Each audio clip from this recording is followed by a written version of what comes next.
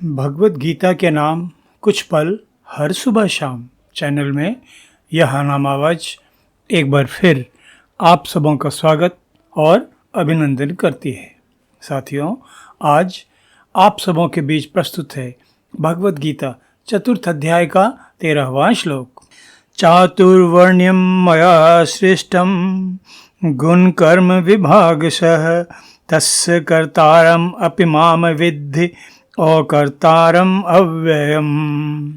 इस श्लोक का सरल शाब्दिक अर्थ इस प्रकार है। हे अर्जुन, ब्राह्मण, क्षत्रिय, वैश्य और शूद्र, इन 4 वर्णों का समूह गुण और कर्मों के विभाग पूर्वक मेरे द्वारा रचा गया है।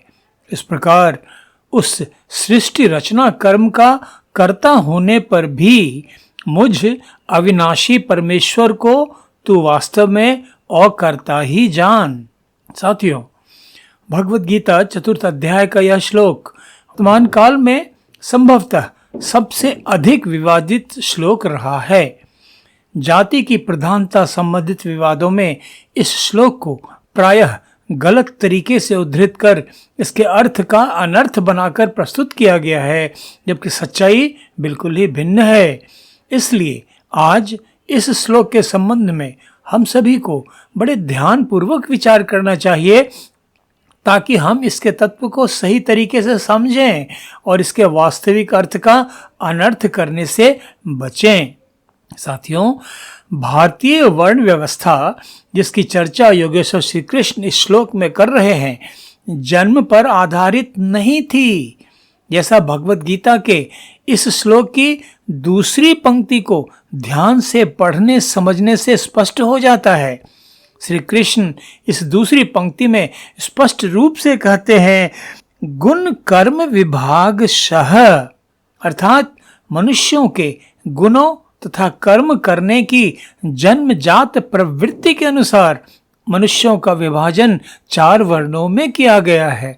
इस शास्त्रोक्त वर्ण व्यवस्था में विकृति आने का कारण यह है कि हम मनुष्यों ने निजी स्वार्थों से प्रेरित होकर वर्ण को जन्म से जोड़ दिया, जिसके अनुसार ब्राह्मण परिवार में जन्म लेने वाला बच्चा ब्राह्मण माना जाने लगा, क्षत्रिय परिवार में जन्म लेने वाला बच्चा क्षत्रिय माना जाने लगा, वैश्य परिवार में जन्म लेने वाला बच्चा वैश्य माना जाने लगा और शूद्र परिवार में जन्म लेने वाला बच्चा शूद्र माना जाने लगा।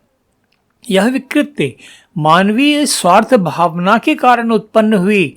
वास्तव में यह शास्त्रोक्त नहीं है। श्री कृष्ण ने तो बिल्कुल स्पष्ट रूप से कहा है कि वर्ण व्यवस्था का आधार तो मनुष्य के जन्मजात गुण तथा उनके विभिन्न प्रकार के कर्म करने की सहज प्रवृत्ति है।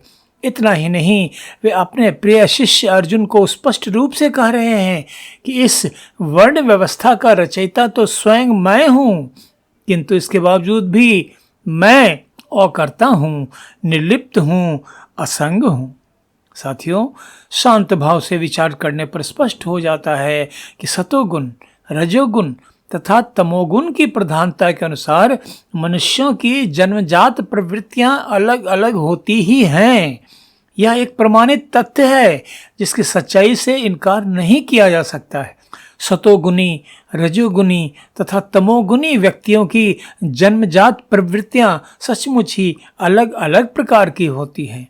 सतोगुण प्रधान मनुष्य सहज स्वाभाविक रूप से सात्विक प्रवृत्ति के होते हैं।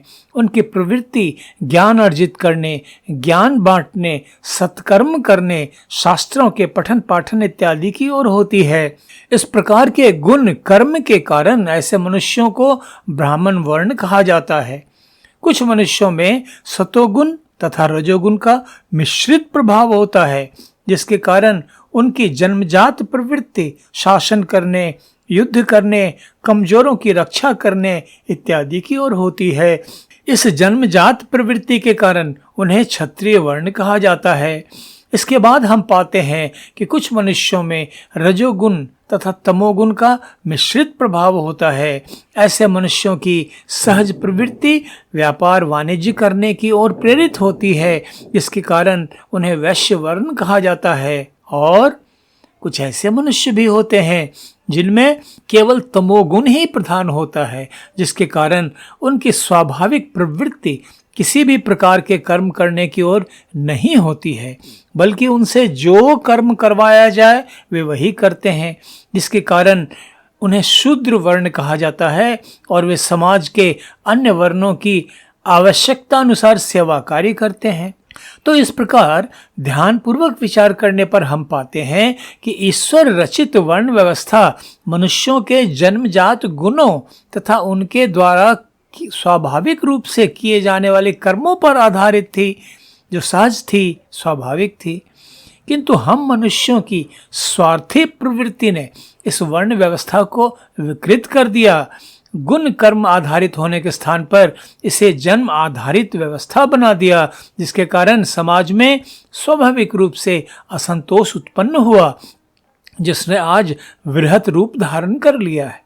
तो साथियों, भगवत गीता में वर्णित वर्ण व्यवस्था की आलोचना तथ्य आधारित नहीं है। सच्चाई तो यही है कि आधुनिक काल में भी वर्ण व्यवस्था किसी न किसी रूप में स्थापित है ही और स्थापित ही रहेगी भी, क्योंकि यह तो मनुष्यों के जन्मजात गुणों तथा कर्मों के अनुसार निर्धारित होती है। आज भी मनुष्य अपने गुणों तथा कर्मों के अनुसार इन्हीं 4 प्रकार के वर्णों में तो विभाजित है। शिक्षा दीक्षा से जुड़े लोग, शासक वर्ग में शामिल लोग, सेना में शामिल होकर देश समाज की रक्षा करने वाले वर्ग के लोग तथा विभिन्न रूपों में समाज की सेवा करने वाले लोग, जिन्हें आज हम अलग अलग नामों से संबोधित करते हैं।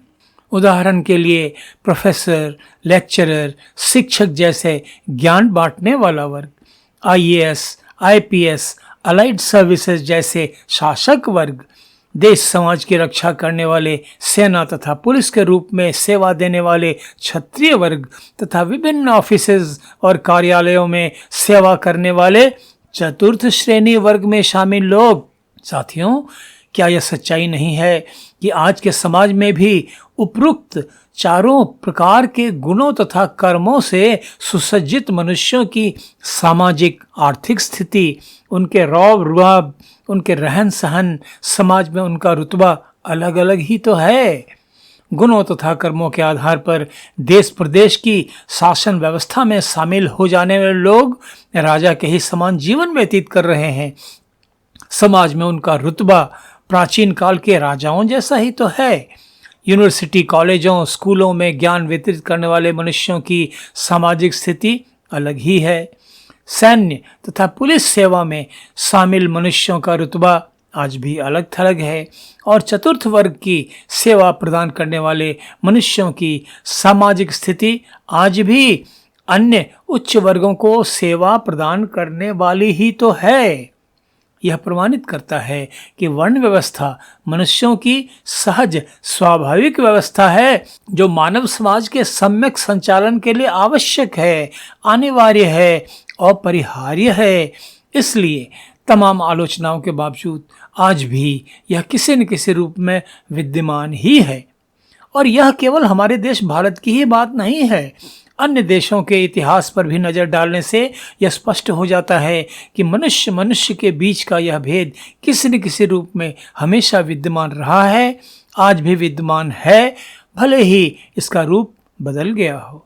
तो साथियों, भगवत गीता के इस श्लोक पर शांत भाव से विचार करने पर यह बात समझ आती है कि ब्राह्मण, क्षत्रिय, वैश्य तथा शूद्र जन्मजात गुणों तथा कर्मों पर आधारित विभाग हैं।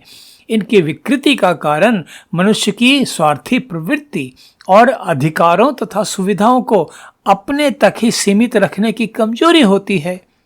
एक और बात, सच ही तो कहा कि पावर करप्ट्स एंड एब्सोल्यूट अधिकार में मनुष्य को भ्रष्ट बना देने की प्रवृत्ति और शक्ति होती है। मनुष्य अपने आप पर काबू नहीं रख पाता है। इसलिए यदि हम यह समझ लें कि भारतीय समाज के ये चारों वर्ण मनुष्य में भेद करने के लिए नहीं बने हैं, बल्कि समाज को सुचारू रूप से व्यवस्थित ढंग से संचालित करने के लिए बने हैं, तभी हम इस श्लोक का सही अर्थ, सही भाव समझ पाएंगे। आज बस इतना ही। भगवत गीता 4th अध्याय के अगले श्लोक के अर्थ तथा व्याख्या के साथ कल फिर आप सबों के बीच उपस्थित होऊंगा। तब तक आप सबों के लिए अशेष मंगल कामनाएं। धन्यवाद। नमस्कार।